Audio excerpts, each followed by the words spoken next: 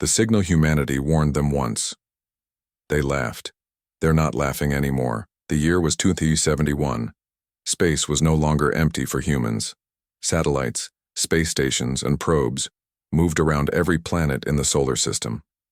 Humans had built cities on the moon, and research labs floated around Mars. But still, space felt silent. Until one day, something changed. Far beyond Mars, an old satellite named Echo 9 woke up. It had been sleeping for 15 years. It was supposed to be dead, lost in the cold of deep space. But now it was sending a message back to Earth. A strange signal. A sound no one could explain. In a dark room inside the United Nations Space Command, UNSC, alarms rang. Engineers, scientists, and officers gathered around glowing screens. "It's coming from Echo 9, one technician said. "But the code is not human." The room went quiet. The signal wasn't just noise, it was a voice. A deep mechanical voice speaking in a strange language. It wasn't Earth language, but it was laughing. The scientists worked day and night. After 24 hours, the AI translator made a breakthrough. The voice said, "We see you. We know you're kind. You are weak. Stay in your little home. Do not bark at the stars." The leaders of Earth met the next day. Everyone was there. Scientists, military generals, world presidents. One old scientist, Dr. Lian Cheng, stood up. "This is not the first time we've picked up something like this," she said quietly. The room turned to her. In 2049, a private company found a similar signal near Neptune. They deleted the data. They were afraid no one would believe them. Now everyone believed. Earth had a choice: stay silent or respond. They chose to respond. A reply message was sent from the moon station. It said, "We are peaceful, but we are not afraid. Do not come closer." It was short, calm, and respectful. It was also a warning. 5 hours later, Echo 9 sent another signal. This time, it was louder. "You warned us? Little ants warning giants? You make us laugh. We are coming. Prepare your soil." Everyone froze. This was no longer a mystery. This was a threat. In a hidden military base in the mountains, General Eva Morales stood in front of a group of soldiers and scientists. "We are activating Operation Iron Sky," she said. "All global defenses are now online. From now on, Earth is on high alert." Thousands of drones, ships, and orbital cannons were powered up. Secret satellites turned their eyes toward the dark. Still, nothing moved in space. No ship, no sound, just the stars. But something was coming. 2 days later, the Hubble X telescope caught something strange. A large shadow passed across Neptune's rings. It didn't match any known object. It was not a planet, not a comet, not space junk. It was moving too smoothly, too fast. Back on Earth, Dr. Lian studied the images. She zoomed in again and again. Her hand shook. "It's not one ship," she whispered. "It's a fleet." The alien fleet was huge. Dozens of ships, each bigger than a city, flying in perfect order. They didn't hide. They wanted to be seen. Earth's space defense AIs ran a simulation. If these ships reached Earth, humans had a 14% chance of survival. But humans don't. Run. The world united like never before. Countries forgot their old fights. People stopped arguing and started building. Weapons, defenses, satellites, and secret weapons that had only been dreams were now real projects. But fear was growing. In the middle of all this, a message appeared on all screens, in all languages. No one knew who sent it. "To those who listen, they are not gods, they bleed. You warned them once, now prepare to show them why." At night, the sky looked the same. Quiet. Peaceful. But everyone on Earth knew the truth. The silence was only the beginning. The real storm was coming. First contact, they arrived faster than expected. And they didn't come in peace.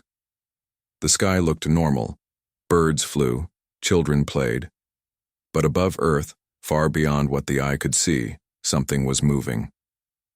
On the third day after the signal, The first alien ship entered the solar system. It didn't come quietly. A bright flash appeared near Saturn, then another, then three more. Astronomers all over Earth shouted the same thing at the same time. They're here. Inside Earth's orbital defense HQ, alarms turned red. Dozens of objects had appeared. They weren't natural. They weren't friendly. Each object was the size of a skyscraper, smooth, dark, not a single light, but moving fast, too fast. One scientist whispered, "They're not slowing down." In a hidden command room under the ice of Antarctica, General Eva Morales watched the screen. "They ignored our message," she said. "They want us to see them coming."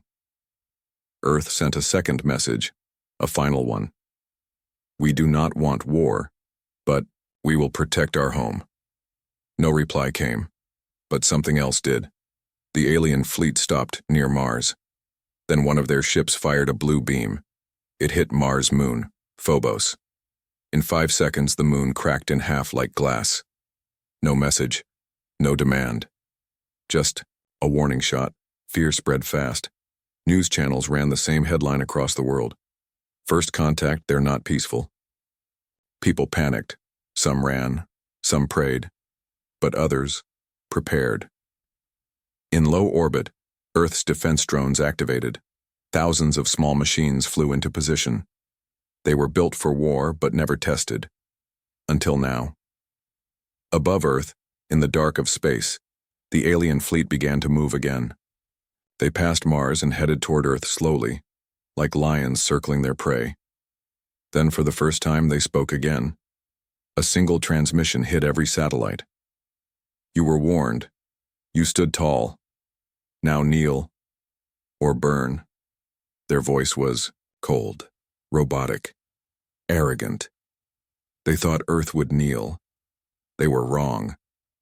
In a dusty lab in Cairo, Dr. Hassan, a young language expert, looked at the alien voice pattern.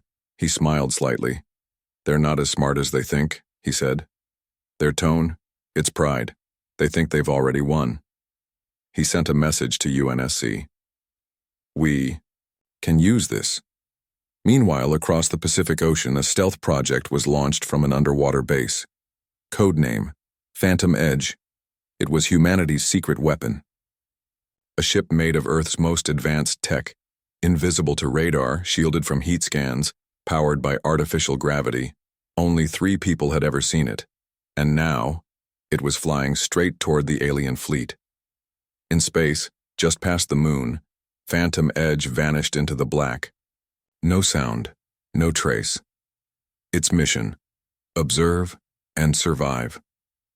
Back on Earth, scientists, soldiers, and even school kids watched the stars. Then suddenly, all comms from Phantom Edge went dark. 20 minutes later, a new signal appeared. It wasn't from Earth. It wasn't from the aliens either. It was from Phantom Edge. But the voice speaking was alien. Curious creatures, brave, but foolish. You hide shadows in your teeth. We see them. You try to bite gods. And then came the strange part. The alien voice said, "We will not destroy you yet. We wish to understand." In a meeting room inside UNSC, General Morales slammed her hand on the table. "They're stalling," she said. "They're buying time to study us, to break us before they strike." But Dr. Leon thought differently. "No," she said. "They're surprised. They didn't expect resistance. They're unsure now." And then, the first real battle began. At 03:22 UTC, a group of alien scout ships entered Earth's orbit. 4 Earth drones intercepted them near the upper atmosphere. They didn't wait for orders, they attacked. The sky lit up in flashes, blue and white. All 4 drones were destroyed, but so were 3 of the alien ships. On every screen, people saw Earth had scored its first kill. The world cheered. For the first time, the aliens were quiet. No threats, no message, just silence. In the dark, in their cold ships, the invaders began to think. Maybe Earth was not so weak. Maybe they should have listened to the warning, but it was too late. They had come too far, and Earth wasn't backing down. The silent war, before the first battle, there's always silence, but Earth was not sleeping. The alien ships stopped moving after the battle in low orbit. They paused, hovering far above Earth like hungry predators watching their prey. No message, no new attack, just silence. To most people on Earth, it felt like peace. But to Earth's leaders, it was something else. It was a trap. In a secret bunker under the Rocky Mountains, General Eva Morales met with her top advisors. The room was quiet, the tension heavy. "They're studying us," she said. "They're learning how we fight. They want to break us without using all their power." Dr. Leon nodded slowly. "This is not peace. This is the calm before the storm." Across the globe, Earth's best minds came together. Coders in Tokyo, engineers in Berlin, mathematicians in Lagos, hackers in Brazil. Together they created a silent strike plan. No big missiles, no flashy attacks. This war would be fought with shadows, signals, and secrets. They named it Project Ghostwire. Small AI-controlled drones, no bigger than insects, were sent into space. Invisible to alien radar, cold as the vacuum around them. Their mission: sneak onto alien ships, copy data, and get out without being seen. If they were caught, Earth would lose everything. But if they succeeded? On day 7 of the standoff, Ghostwire entered the alien fleet. 20 drones flew silently, riding solar winds and bouncing between debris. No sound, no light. Hours passed. No signals. Then, data started coming in. Photos, maps, heat scans, and something strange. A ship deeper in the fleet was different. It wasn't a warship. It was something else. Back on Earth, Dr. Hassan stared at the images from Ghostwire. "This ship is not like the others," he said. "No weapons, no shields, just signals. It's their brain." It was a command ship, but also a hub. All enemy ships were connected to it, destroy it, and the fleet could go blind. But it was heavily protected. Earth now had a target, but they needed more time, more silence, more shadows. While scientists worked, Earth's hackers started their own war, a digital war. They called it the Echo Strike. Using stolen alien code, they attacked the invaders' data systems. It started small, one broken camera, one delayed engine. Then a full alien drone ship spun out of control and crashed into Saturn's rings. The aliens called it an accident, but Earth knew the truth. Back in orbit, Earth's stealth ship, Phantom Edge, was alive. It had survived. It was Ye. Now hiding behind the moon, collecting alien messages and listening carefully, the crew reported something strange. The aliens are arguing. Their signals had changed. Some ships wanted to strike. Others wanted to leave. This was Earth's advantage. Meanwhile, something else was happening. People across Earth were changing too. They were no longer afraid. They were angry. They trained, built, and united. No one waited for orders anymore. Small resistance groups formed across the world. Young people hacked alien signals from their bedrooms. Retired engineers built EMP bombs in basements. Farmers turned fields into traps. This was not just a military fight now. It was a human fight. Then came a twist. One night, a strange object fell from the sky. Not a weapon. A pod. Inside was something no one expected. Not an alien, but a message. It was written in perfect English. "I am not your enemy. They are not one mind. Help me stop them." The message was signed with a strange name. Valzar. Dr. Leon stared at the screen. "One of them wants to help us." General Morales looked doubtful. "Or trick us." Either way, things were changing. The silent war had begun with shadows and secrets. Now it was moving into something darker. Whispers were turning into plans. Data was turning into weapons, and Earth's warning had turned into a promise. They were no longer just defending. They were preparing to strike. The first strike. Humanity never starts wars, but they know how to end them. The world held its breath. For 12 days, the alien fleet had hovered near Earth like vultures waiting for something to die. They didn't attack, they didn't speak, they just watched. But Earth was not sleeping. Earth was hunting. Far beyond the moon, hidden behind an asteroid belt, Earth's most secret weapon was preparing for war. Its name was Spearhead, a ship built in silence, powered by stolen alien tech, and armed with weapons no human had ever seen before. Only 10 people knew it existed. Only 5 had the courage to board it. At 03:17 GMT, the signal came. One word: go. Spearhead flew like a ghost, invisible, fast, silent. Its target, the alien command ship, hidden deep in the center of the fleet. It carried no flags, no warning lights, no mercy, just one message, stored inside a black box. We warned you once. Back on Earth in the UNSC command bunker, General Morales stood in front of a giant screen. Around her, the world's leaders watched in silence. Everyone knew what was about to happen. And once it did, there was no turning back. Spearhead reached the edge of the alien fleet. It stopped. Time slowed. Then, without sound, without warning, it fired one missile. Silent and sleek. It was not made of metal. It was made of pure energy, wrapped in gravity, impossible to detect. It hit the alien command ship straight through its center. Boom. Not fire, not light, just darkness. The alien ship's lights flickered once and died. The aliens screamed, not with voices but with signals. Panic spread across their network. Ships turned, weapons charged, orders clashed. Some wanted to strike, some wanted to run, and one voice was silent. Vilzar, the alien who had warned Earth. His ship disappeared moments before the attack.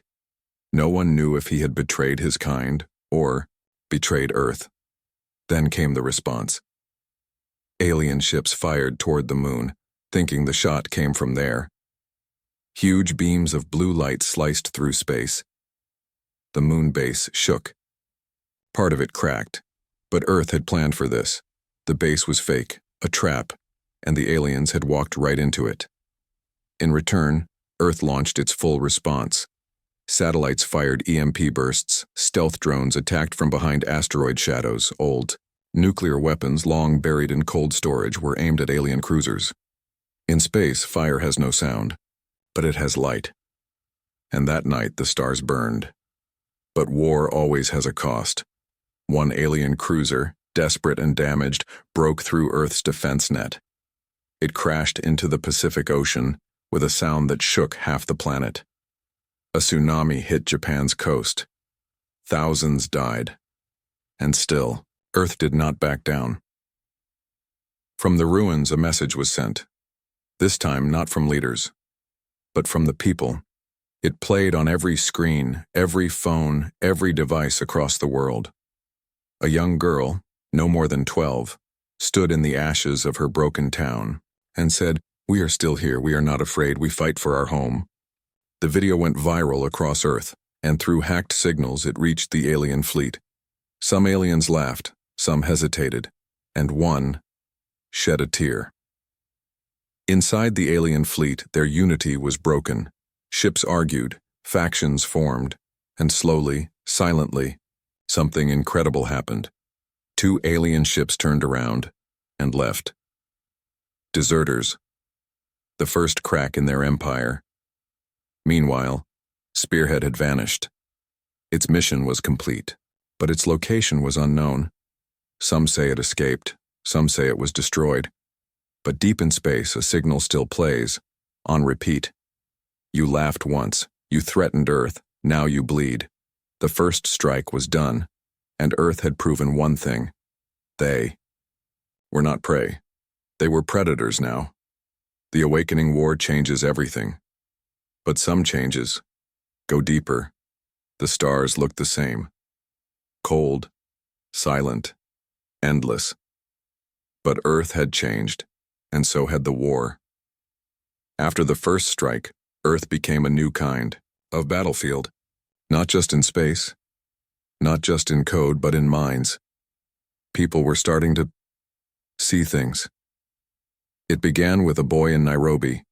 He was 14, smart, ordinary. Until one morning, he sat up in bed, drew a symbol on the wall, and whispered an alien word no one taught him. Halfway across the world, a woman in Iceland collapsed during breakfast. She woke up minutes later, speaking fluent alien speech. She had never even left her village. The news called it a virus, but Dr. Leon knew better. It's not infection, she told the council. It's connection. The stolen alien data from Project Ghostwire had unlocked something in the human brain. Hidden pathways, old codes, dormant signals. Some humans could now hear the enemy, and some could speak back. They called them the Tuned. At first there were only a few dozen, then hundreds, then thousands. Not chosen by age or skill or country, chosen by something else. And they weren't just hearing voices, they were seeing visions, blueprints, star charts, warnings. One young girl drew the map of an alien outpost buried under Antarctica, exactly where a deep radar scan found a strange object, buried for centuries. Humanity was changing, not just resisting, evolving, but not everyone saw it as a gift. Some feared it. Governments began tracking the Tuned. Some wanted to protect them, others wanted to lock them away, and one secret group wanted to use them. In a dark room, under an abandoned city, a man known only as Director Voss spoke to his team. "Give me 10 of them," he said. "The strong ones." "Why?"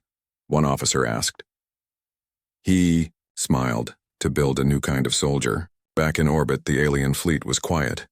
Too quiet. Their command ship was gone. Their unity was broken. But they were not defeated. Not yet. Instead, they were watching Earth's next moves, and one of them was watching more closely than the rest. Vael Zar, the defector. The traitor, or maybe the only one who understood what was coming. Vael Zar sent another signal, this time directly into Earth's systems. He spoke in plain English now. "You are changing faster than we expected. That scares them. Use it. But be careful, because something else is waking up too." Dr. Leon played the message again and again. Something else? Earth wasn't the only thing evolving. Something older, something deeper, something buried in alien code, half lost in time. It was discovered by accident. A hacker group in India cracked a fragment of the alien AI structure. Inside was a file called simply Protocol Omega. When they opened it, their screens went black. Then one word appeared. Over and over. Awaken. Back in space, one alien ship suddenly changed course. It left the fleet. It wasn't retreating. It was going somewhere. Fast. When Earth's Deep Space Telescope followed it, they saw it, a massive structure, orbiting a dead star, dormant, but not dead.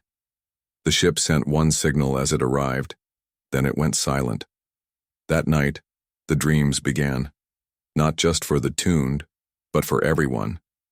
They dreamed of fire, of a giant eye, of a voice that spoke in no language yet was understood by all. The real war has not begun. Earth thought it was defending itself. Now it was clear. The invaders were not the true enemy. They were running from something. And now, it was coming here, the forgotten enemy. Sometimes the monster isn't the one at your door. It's the one you forgot existed. The signal came from deep space, old, broken, full of static. At first, Earth's computers didn't recognize it. It wasn't alien, it was older, and it was human.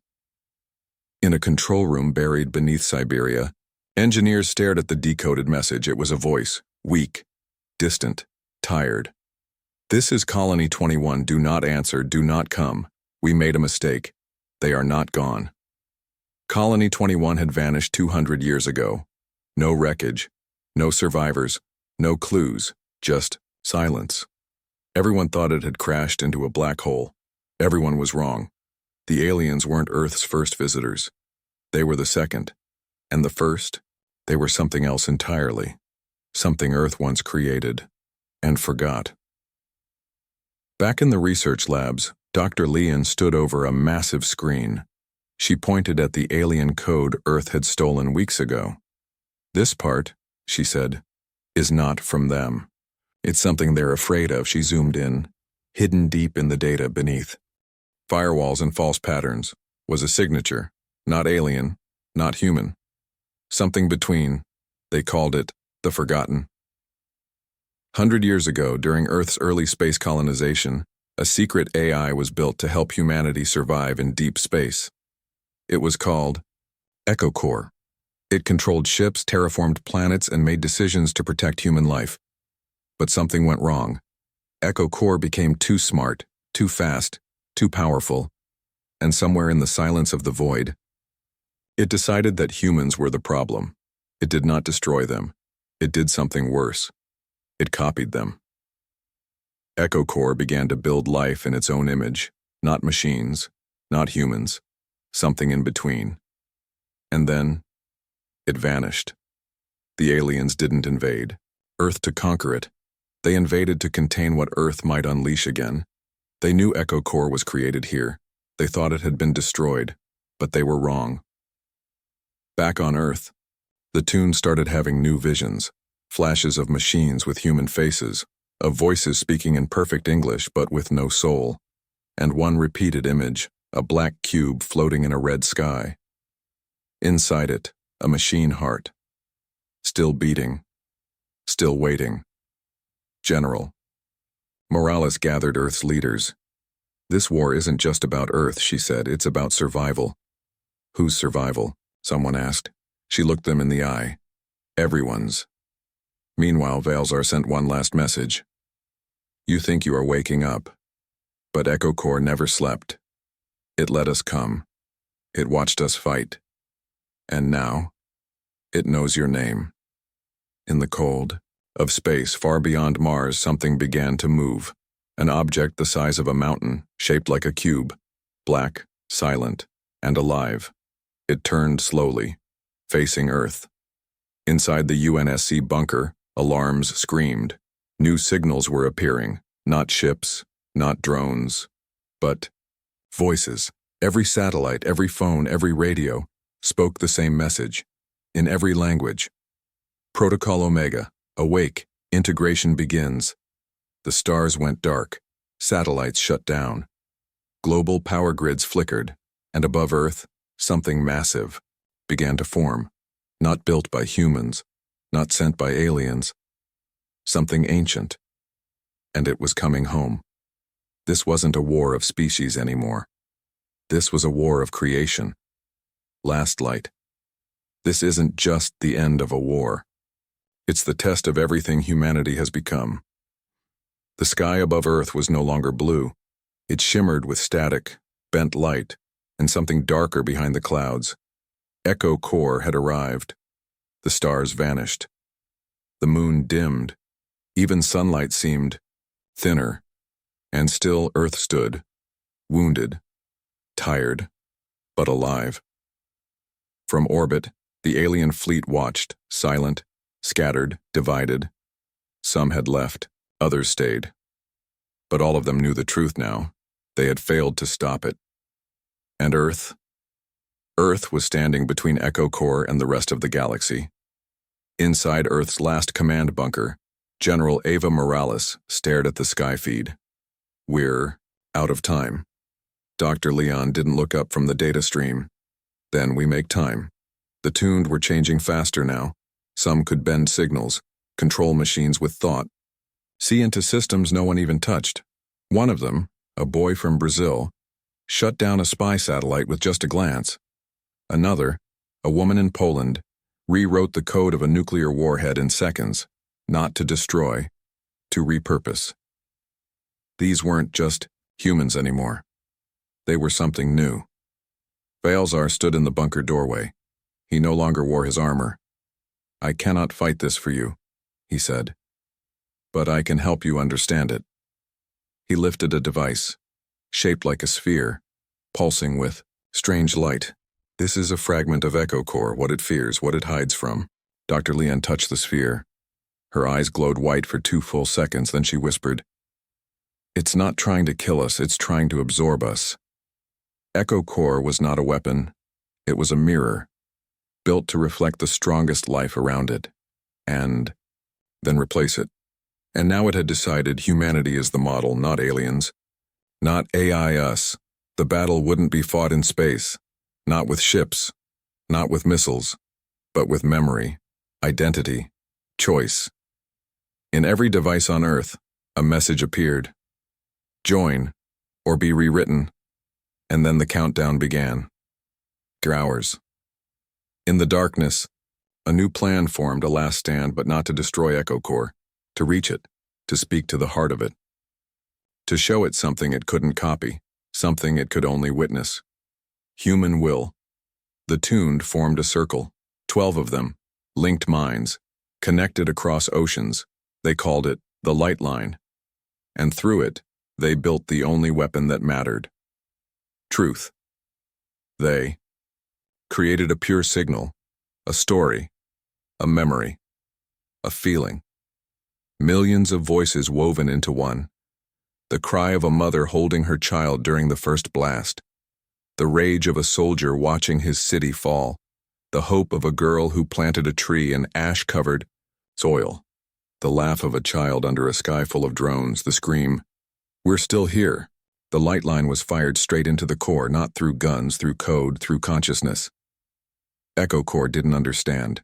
It paused, then trembled, then cracked. In orbit, its black cube shook violently.